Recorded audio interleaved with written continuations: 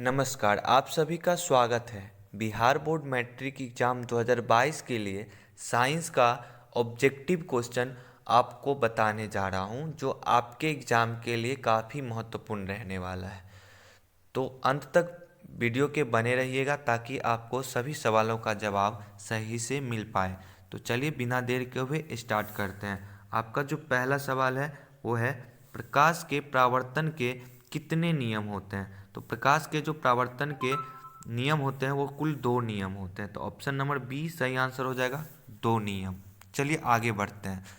दूसरा क्वेश्चन है आपका, निम्नलिखित में किस लेंस को अपसारी लेंस कहते हैं?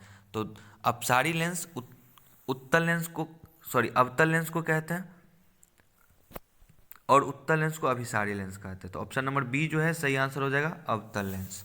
चलिए आगे बढ़ते हैं। तीसरा क्वेश्चन है आपका, मानव नेत्र जिस भाग पर किसी वस्तु का प्रतिबिंब बनाता है वह है। देखिए, मानव नेत्र पर जो प्रतिबिंब बनता है वह दृष्टि पटल पर बनता है। तो ऑप्शन नंबर डी सही आंसर हो जाएगा, दृष्टि पटल। चलिए आगे बढ़ते हैं। नेक्स्ट क्वेश्चन है आपका, किसी माध्यम के अपवर्तनांक का मान होता है। किसी माध्यम का जो अपवर्तनांक का मान होता है वो होता है साइन आई बटे साइन आर। तो ऑप्शन नंबर ए सही आंसर हो जाएगा, साइन आई बटे साइन आर।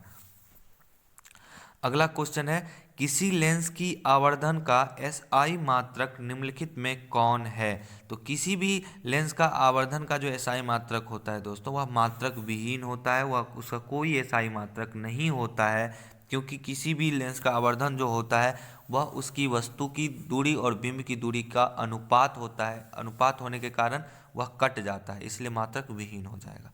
तो चलिए आगे बढ़ते हैं।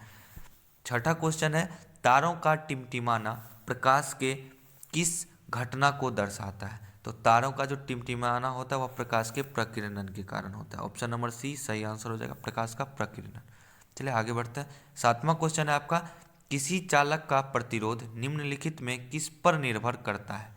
देखिए, किसी भी चालक का जो प्रतिरोध होता है वह चालक की लंबाई पर, चालक के अनुप्रस्थ काट क्षेत्रफल पर, चालक के पदार्थ की प्रकृति पर, तीनों पर निर्भर करता है। इसलिए ऑप्शन नंबर डी जो होगा सही आंसर हो जाएगा, उपर्युक्त सभी।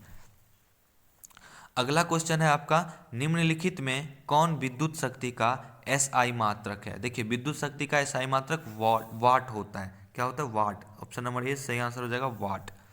अगला क्वेश्चन है, निम्नलिखित पदार्थों में कौन चुंबकीय पदार्थ नहीं है? देखिए ध्यान दीजिएगा, यहाँ पूछ रहा है चुंबकीय पदार्थ नहीं है। देखिए, लोहा चुंबकीय पदार्थ है, निकेल जो है वह चुंबकीय पदार्थ है।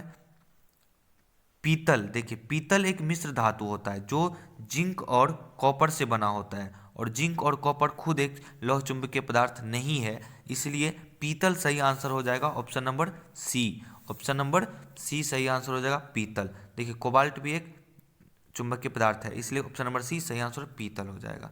चलिए, अगर दोस्तों आपके लिए लग रहा है कि आपके एग्जाम के पॉइंट ऑफ व्यू से काफ़ी महत्वपूर्ण है तो आप वीडियो को लाइक कीजिए, शेयर कीजिए और आगे बढ़ाते रहिए। तो आगे बढ़ते हैं नेक्स्ट क्वेश्चन में। अगला क्वेश्चन है आपका दोस्तों 10वां क्वेश्चन, किसी विद्युत धारावाही सीधी लंबी परिनालिका के भीतर चुंबकीय क्षेत्र का मान क्या होगा? देखिए, किसी भी परिनालिका के भीतर जो चुंबकीय क्षेत्र का मान होता है वह सभी बिंदुओं पर समान होता है। तो ऑप्शन नंबर डी सही आंसर हो जाएगा, सभी बिंदुओं पर समान होता है। चलिए आगे बढ़ते हैं।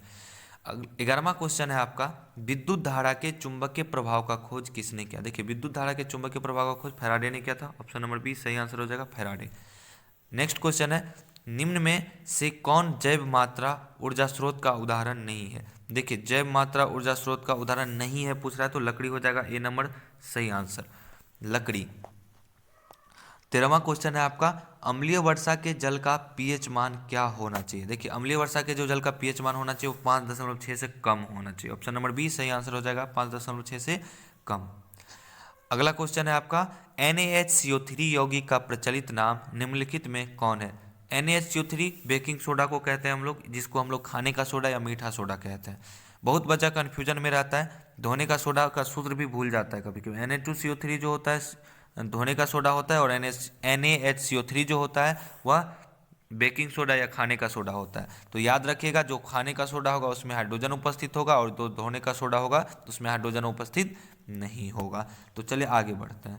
15वां क्वेश्चन है आपका, अपच का उपचार करने के लिए इनमें से किस औषधि का उपयोग होता है? देखिए, हमारे पेट में जो अपच होता है वह एसिड के कारण होता है, तो एसिड को ठीक करने के लिए एसिड ही उत्तरदायी होगा। तो ऑप्शन नंबर सी में एंटासिड दिया हुआ है आंसर, सही आंसर हो जाएगा सी, एंटासिड।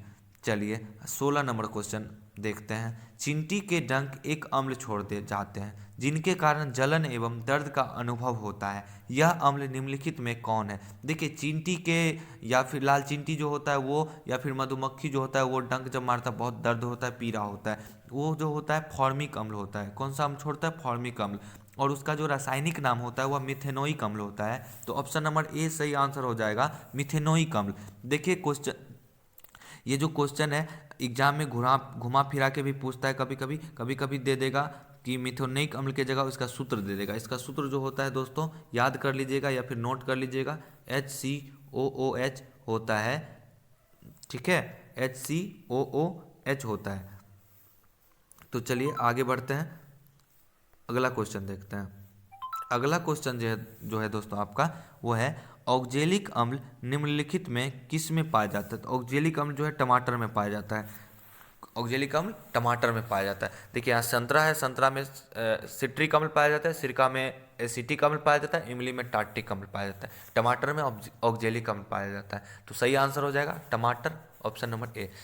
चलिए आगे बढ़ते हैं, अगला क्वेश्चन है, CaSO4 इंटू हाफ H2O निम्नलिखित में किस यौगिक का रासायनिक सूत्र है? देखिए CaSO4 जो है जिप्सम होता है, और जिप्सम से हम लोग प्लास्टर ऑफ पेरिस बनाते हैं। तो CaSO4 इंटू हाफ H2O जो हो जाएगा यह प्लास्टर ऑफ पेरिस का सूत्र हो जाएगा, ऑप्शन नंबर सी सही आंसर, प्लास्टर ऑफ पेरिस हो जाएगा। आपका लास्ट क्वेश्चन है, निम्नलिखित में कौन सी धातु कमरे के ताप पर द्रव अवस्था में पाया जाता है? देखिए कमरे के ताप पर जो द्रव अवस्था में पाया जाता है पारा पाया जाता है, आयोडीन ठोस होता है, सल्फर भी ठोस होता है और कार्बन भी ठोस होता है। तो सही आंसर ऑप्शन नंबर